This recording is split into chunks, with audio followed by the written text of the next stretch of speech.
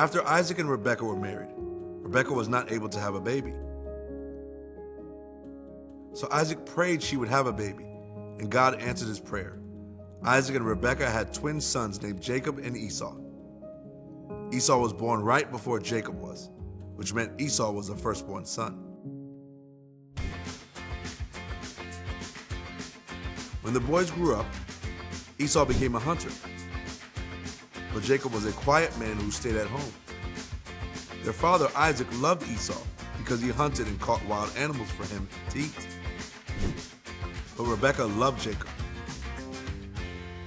One day, Esau came home from the field feeling very hungry. Jacob was cooking a stew, and Esau asked to have some.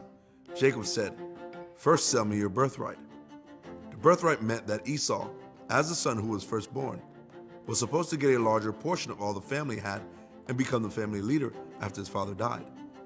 Esau thought he would die of hunger, so he agreed to give Jacob his birthright to have some of the stew. Many years later, Jacob and Esau's father was old and knew he was at the end of his life. He also could not see very well. Isaac called Esau to him and asked him to go hunt a wild animal for him to eat. Then Isaac would give him his blessing. The blessing was the way that a father would pass on the leadership of the family to his oldest son. Rebekah heard what Isaac said and made a plan to trick him. She told Jacob to bring her 2 goats, and she would make a delicious meal for Isaac.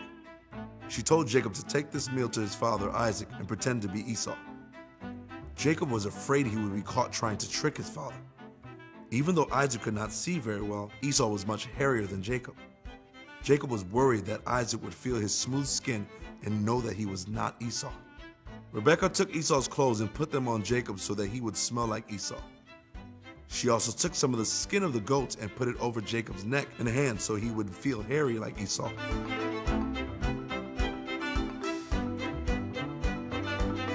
Then she gave Jacob the food, and he brought it to Isaac.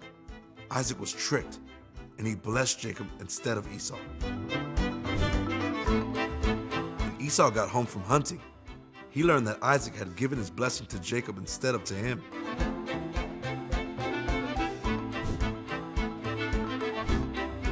Esau had been cheated out of his blessing, and he was very angry.